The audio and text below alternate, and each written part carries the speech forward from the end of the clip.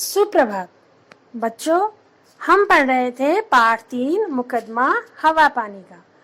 तो बच्चों, इस पाठ में हमने देखा कि एक नाटक है जिसमें महाराज है, मंत्री हैं और हवा और पानी बने हुए 2 बच्चे हैं और कुछ लोग हैं। तो यहाँ पर लोग हैं, वो शिकायत कर रहे हैं। वो किसकी शिकायत कर रहे हैं?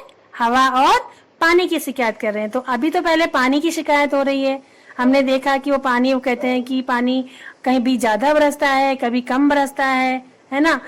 कभी बाढ़ आ जाती है, अपनी मर्जी से चलता है। तो उसके बाद पानी भी इन सारे कारणों का रीजन बताता है कि ये सब क्यों होता है, मनुष्य के कारण ही ये सब होता है। तो हमने पढ़ा था कि जो तीसरा व्यक्ति है वो बोलता है कि पानी गांव से ऊंची जगह पर बसा हुआ हमारा गांव है, लेकिन हमने नीची जगहों पर कोई घर नहीं बनाया है, फिर भी पानी क्या करता है, बार बार हमारे गांव में बाढ़ आ जाती है। ठीक है, तो पानी उन्हें बताता है कि नहीं महाराज, मैं देखकर चलता हूँ, तभी तो ढलान की तरफ ही जाता हूँ। फिर वो उसका रीजन देता है कि जब पेड़ों से तुमने क्या कर दिया, पहाड़ों से जंगल काट दिए हैं, पहाड़ों को नंगा कर दिया है, और उसमें मैं कहाँ जाता हूँ, किधर जा रहा हूँ, मुझे खुद का पता नहीं होता है। ठीक है, और कोई महाराज बोलते हैं कि और कोई शिकायत लेकर क्यों नहीं बोल रहा है। इसका मतलब ये है कि तुम लोगों की चुप्पी यह बात का गवाह है कि तुम सबने भी इन कारणों को मान लिया है। तुम्हारा भला इसी में है कि अपनी गलतियां सुधारो और पानी को निर्मल तथा उपयोगी रहने दो। तो ये तो पूरी कहानी थी पानी के बारे में, पानी की शिकायत के बारे में पहले दृश्य में। आज हम पढ़ेंगे दूसरा दृश्य। वैसा ही दरबार है, इस बार पानी की जगह हवा है। हवा की शिकायत हो रही है। हवा बनी लकड़ी के कपड़े उड़ रहे हैं। एक लड़की है जो हवा बनी हुई है। ठीक है, तो उसके हवा बनी लड़की के कपड़े उड़ रहे हैं पर्दे के पीछे रखे पंखे की हवा से, जो कि सीधी उस पर पड़ रही है। साए साए की हल्की आवाज आ रही है। ठीक है, चलिए फिर महाराज जो होते हैं, राजा होते हैं, वो बोलते हैं, मंत्री जी, हवा के प्रति लोगों की क्या शिकायतें हैं। एक आदमी आगे आता है। आदमी कहता है, महाराज की जय हो। महाराज, आजकल हवा में खुशबू नहीं होती, यह हर समय हमारे यहाँ बदबू फैलाती है। हवा कहती है, महाराज यह आरोप झूठा है, बदबू के कारण तो मेरा जीना कठिन हो गया है। अपने आप में मेरे पास न तो खुशबू है न बदबू। पहले ऐसा नहीं होता था, पर आजकल ये लोग मरे हुए पशु पक्षियों को यहाँ वहाँ डाल देते हैं, उनके कारण मैं बदबू वाली हो जाती हूँ। इनके कारखानों से निकली गंदगी और गैसें मुझ में घुल जाती हैं और यह बदबू दूर दूर तक फैलती रहती है। मुझे याद है कि एक बार भोपाल के एक कारखाने से निकली जहरीली गैस मुझ पर सवार होकर दूर दूर तक फैल गई थी और कितने ही लोग मौत के मुंह में चले गए थे। इन लोगों से कहिए कि ये गंदगी के ढेर न लगाए, सफाई रखे। जी हाँ बच्चों, जो हवा में पॉल्यूशन होता है, जो भी वायु प्रदूषण होता है, उसके जिम्मेदार कौन होते हैं? हम लोग, हम इंसान ही होते हैं। हम जगह जगह गंदगी के ढेर लगा देते हैं और उस ढेर में से जो विषैली गैसें होती हैं वो पूरे पर्यावरण में फैल जाती हैं और हवा को बदबूदार बना देती हैं। अब आदमी कहता है कि लेकिन तुम अचानक चलकर हमारी आंखों में मिट्टी डाल देती हो और सब कुछ तबाह कर देती हो, क्या इसका हमने तुम्हें न्योता दिया था? हवा कहती है, चलना मेरा काम है। आप कहते हो तो लो, मैंने चलना बंद कर दिया। हवा का चलना बंद हो जाता है, सभी घुटन महसूस करते हैं।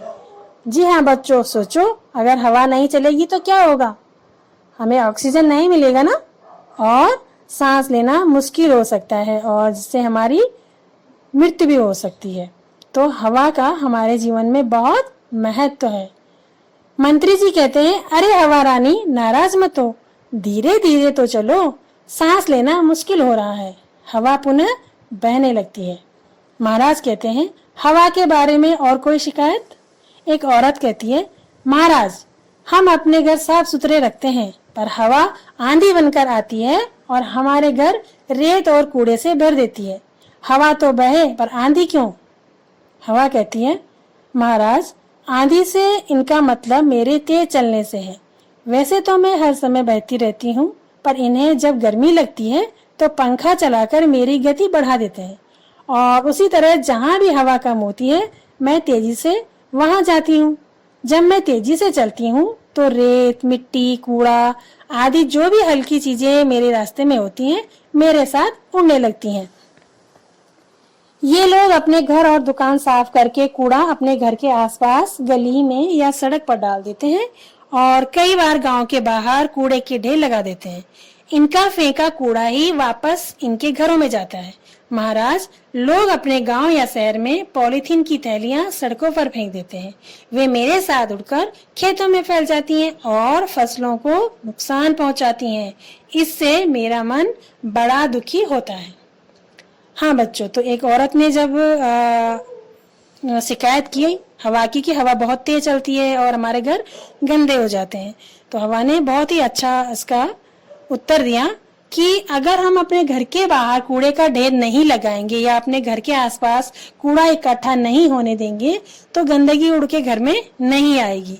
तो जगह जगह हम पॉलीथीन फेंकते हैं, है ना, पॉलीथीन में सामान डाल करके प्लॉट में डाल देते हैं और उन पॉलीथीन को खाकर जानवर भी मर सकते हैं और वो हमारी फसलों को भी नुकसान पहुंचाते हैं। तो फिर महाराज कहते हैं, मैंने सबकी बात सुनी है। लोग हवा से दुखी तो हैं, पर कसूर हवा का नहीं है। लोगों को सफाई की आदत अपनानी होगी, तभी हवा दूषित होने से बचेगी। हमें चाहिए कि हम हवा और पानी को अपना दोस्त मानकर उन्हें नुकसान न पहुंचाएं। इसमें ही हमारा भला और बचाव है। लोग हवा पानी के प्रति दोस्ती का भाव दिखाते हुए चले जाते हैं। तो ये सुंदर सी कहानी किसकी थी? गोविंद शर्मा द्वारा लिखी हुई थी। तो बच्चों, बिल्कुल आपको भी बिल्कुल ऐसे ही करना चाहिए। हवा और पानी को अपने जीवन का अहम हिस्सा मानते हुए, उसे अपना दोस्त मानते हुए उनकी सुरक्षा और उनकी सफाई का ध्यान रखना चाहिए। अगर हवा और पानी शुद्ध और साफ होंगे तभी हमारा जीवन भी स्वस्थ रह सकेगा और स्वस्थ शरीर में ही अच्छे विचारों का निवास होता है। आपके अच्छे विचार आएंगे, आप अच्छे अच्छे कार्य करेंगे और उन्नति पाएंगे। तो बच्चों, कैसी लगी आपको ये कहानी हवा और पानी की? अच्छी लगी ना? अब आपको इसको एक कहानी के रूप में सुनाना है, ठीक है? इसको आपने नाटक के रूप में नहीं, एक कहानी बनानी है कि क्या क्या बात होती है हवा की, हवा के बारे में क्या शिकायतें होती हैं, पानी के बारे में क्या शिकायतें होती हैं और पानी और हवा उसका क्या क्या उत्तर देते हैं। तो ये सब आपको एक कहानी के रूप में याद करना है, इसको सुनाना है और अपनी वीडियो बनाकर व्हाट्सएप ग्रुप पर सेंड करना है। तो बच्चों, आज के लिए काम इतना ही है आपके लिए और फिर मैं प्रश्न उत्तर के साथ फिर आपके सम्मुख प्रस्तुत होंगी।